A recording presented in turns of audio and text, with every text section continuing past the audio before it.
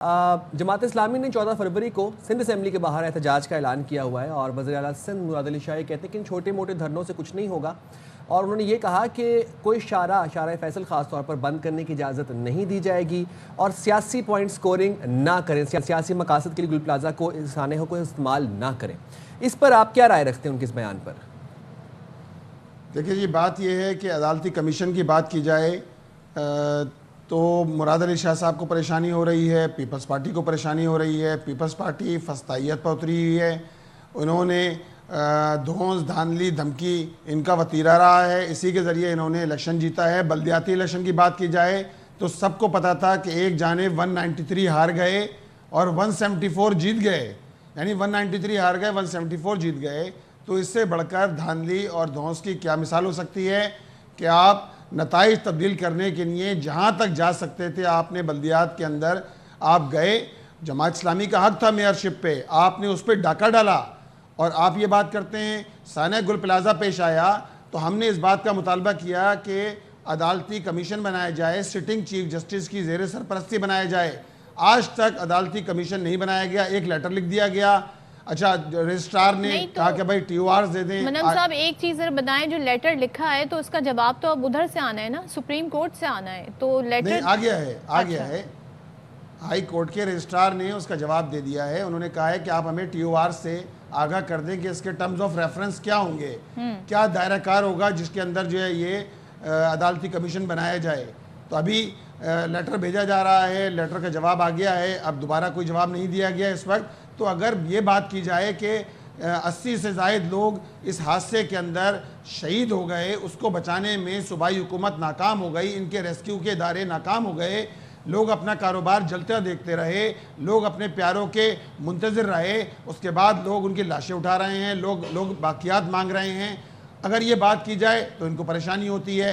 कराची के लोग अगर जीने का हक मांगें कि भाई हमें पानी दे दो, हमें जो है वो जीने का हक दे दो, हमें इन सारे स्ट्रीट क्रिमिनल से निजात दे दो, हमें बिजली दे दो, हमें इंफ्रास्ट्रक्चर दे दो, जो तबाह हाल इंफ्रास्ट्रक्चर है शहर का। ये इश्यूज हैं जिन्हें हल होना है, लेकिन एक चीज़ ज़रा मुझे बताइएगा, हम ये देखते हैं सियासी जमातें इन मसाइल के ऊपर बात तो करती हैं, इन पर प्रेस कॉन्फ्रेंस भी करती हैं, अब आप लोग धरना भी देने जा रहे हैं, लेकिन एक चीज़ की तरफ वज़ीर आला ने जो निशानदेही कराई वो ये कि हाफिज़ नईमुर रहमान ने अभी तक हलफ नहीं उठाया है। वो कहते हैं या तो अपनी नशिस्त छोड़ें या असेंबली में आकर किरदार अदा करें। अब मुझे ये बताइए कि बहुत ही मुनासिब प्लेटफॉर्म है असेंबली जहां पर जाकर अपनी बात मनवाई जा सकती है, उसको क्यों नहीं यूटिलाइज करते हैं हाफिज़ नईमुर रहमान साहब?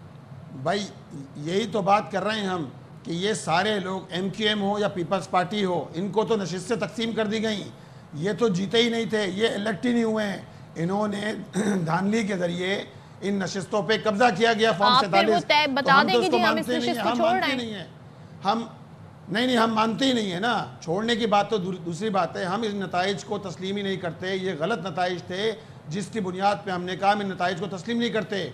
अब जिन्होंने फॉर्म 47 बना के और उन्होंने चाहा कि हमें भी इंगेज कर लें, ये उनका काम है। हमने तो जब हलफ ही नहीं लिया, हम जब मानते नहीं हैं तो छोड़ने की बात तो दूर की बात है। इसी तरह जुर्रत पैदा करें पीपल्स पार्टी, जिसको 7 कौमी असम्बली की नशिस्तें कराची से दे दी गई, जुर्रत पैदा करे MQM की जिसको 15 नशिस्तों पर काबिज, जिनको आउटराइट कराची के लोगों ने मुस्तरद कर दिया था, वो जुर्रत पैदा करें। इनके अंदर इतनी अखलाकी जुर्रत नहीं है, ये सारे डाकू बनकर इन नशिस्तों में बराजमान हैं, इनको लोगों ने वोट नहीं दिए। मुनम साहब, 14 फरवरी को जमात इस्लामी ने एक एहतजाज का ऐलान किया हुआ है। आप समझते हैं कि कराची के आवाम के हुकूक के लिए आवाज़ उठाने के लिए कराची की सबसे बड़ी शाहराह को ब्लॉक करना मुनासिब है? देखिए जी, हमने तो सूबाई असम्बली के सामने धरने का ऐलान किया है और सूबाई असम्बली के सामने धरने का ऐलान किया है और कराची के हुकूक के लिए किया है। और हमने इसलिए किया है कि इसके नतीजे में हम ये चाहते हैं कि बाइख्तियार बल्दियाती निज़ाम होना चाहिए, कराची के लोगों को जीने का हक मिलना चाहिए। सानह गुल प्लाजा के जिस तरह जो हादसा पेश आया है उसकी अदालती तहकीकात होना चाहिए और आइंदा इस तरह के सानियात से, ताकि आइंदा इस तरह के सानियात से बचा जा सके। लेकिन हुकूमत तो कह रही है जी हम निमट लेंगे और ख़बरदार भी कर दिया है, ज़ाहिर है आवाम को तकलीफ नहीं होनी चाहिए। तो आपके पास कोई प्लान B है? दूसरे मुझे एक चीज़ ये भी बताइएगा एक चीज़ और भी बताइएगा, आप ज़ाहिर है आप लोग मकामी हुकूमत के हवाले से काफ़ी इस वक्त डिस्कशन कर रहे हैं। सेनेटर हैं फैसल सफदरजंगी साहब, उन्होंने आईनी तरमीमी बिल को लेकर सेनेट में जी पेशरफ्त ये हुई है कि बिल के तहत मुल्क में मकामी हुकूमतों का निज़ाम वफाक कायम करेगा। क्या इसमें आप सपोर्ट करेंगे MQM को? देखिए जी, बात यह है कि MQM 26वीं तरमीम हुई, 27वीं तरमीम हुई, उस वक्त तो कहीं नहीं थी ये सारी चीज़ें। 18वीं तरमीम हुई, कहीं भी ये चीज़ें नहीं आई। बात यह है ना कि अगर आप इतने विलिंग हैं इस काम के लिए तो करते ना। वफाकी वजारतों के तो मज़े ले रहे हैं। हम तो ये बात कह रहे हैं कि 140A आइन की शेख 140A के तहत आइनी जो है वो प्रोटेक्शन हासिल होना चाहिए। बल्दियाती इदारों को 3rd tier ऑफ गवर्नमेंट होना चाहिए बाकायदा, जिस तरह कौमी और सूबाई असम्बलियाँ होती हैं उसी तरह। मन्ना साहब, इस वक्त दो बहस चल रही है ना, आप मुझे ज़रा क्लियर कर दें। क्या एक बहस ये है कि MQM ये कह रही है जी वफाक के हवाले कर दें कराची को, क्या आपका भी यही मुतालबा है, या आप समझते हैं जो मौजूदा बल्दियाती कानून है उसमें ही थोड़ी बहुत रद्दो-बदल की जाए? MQM किससे मुतालबा कर रही है, ये सवाल है ना। MQM तो वफाकी हुकूमत का हिस्सा है। मुतालबा किससे कर रही है?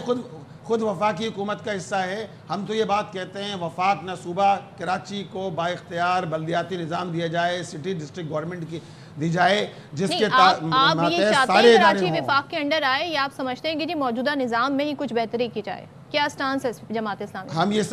हम ये समझते हैं कि मौजूदा जो बल्दियाती निज़ाम है इसको अंदर बाइख्तियार बल्दियाती निज़ाम होना चाहिए, जिस तरह मुशर्रफ दौर में 2001 से लेकर 2010 तक था। वो बाइख्तियार बल्दियाती निज़ाम जिसमें तमाम महकमे बल्दियात के मातहत हों, वसाइल भी दिए जाएं और इख्तियारात भी दिए जाएं। अच्छा मुनम साहब, आप कह रहे हैं कि इख्तियारात नहीं है, इख्तियारात दिए जाएं, वसाइल दिए जाएं। जब जमात इस्लामी के पास 9 टाउन्स नहीं थे, जब आप लोगों का इंतखाब हो रहा था, उससे कबल आप लोगों का ये नारा था कि मुंतखब करें, हम इख्तियारात खुद ही ले लेंगे, खुद ही मांग लेंगे इख्तियारात। 2 साल हो गए सर, आज भी हम यही एक बेबसी की तस्वीर देख रहे हैं। आज भी आप यही कह रहे हैं कि इख्तियारात नहीं है। नहीं, देखिए जी, बात यह है कि जितने इख्तियारात हैं ना अल्हम्दुलिल्लाह खिदमत कर रहे हैं। ये जमात इस्लामी का धरना था, 29 दिन का धरना। अगर वो धरना नहीं होता तो ये बल्दियाती इंतखाबात भी नहीं कराते। 2.5 साल तक पीपल्स पार्टी ने बल्दियाती इंतखाबात नहीं कराए।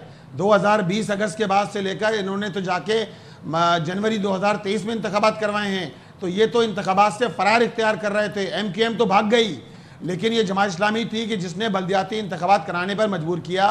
और आज भी जितने वसाइल हैं अल्हम्दुलिल्लाह अमानत और दयानत के साथ खर्च कर रहे हैं, और जितने इख्तियारात हैं इख्तियारात से बढ़कर अल्हम्दुलिल्लाह लोगों को डिलीवर करने की कोशिश कर रहे हैं। अच्छा, ठीक है, चले, बहुत शुक्रिया मुनम ज़फ़र साहब, आपने बाखबर सवेरा के लिए वक्त निकाला। और वो कह रहे हैं कि जितने इख्तियारात और जितने मसाइल हैं उससे हम डिलीवर करने की कोशिश कर रहे हैं। अच्छा, यहाँ पे बड़ा हमें एक डिफरेंट स्टांस नज़र आता है। एक तरफ वो कहते हैं जी कि इलेक्शन जो हुए थे उसको हम मानते नहीं हैं, जो हाफिज़ नईम रहमान साहब की सीट है जिस पर उन्होंने हलफ भी नहीं लिया।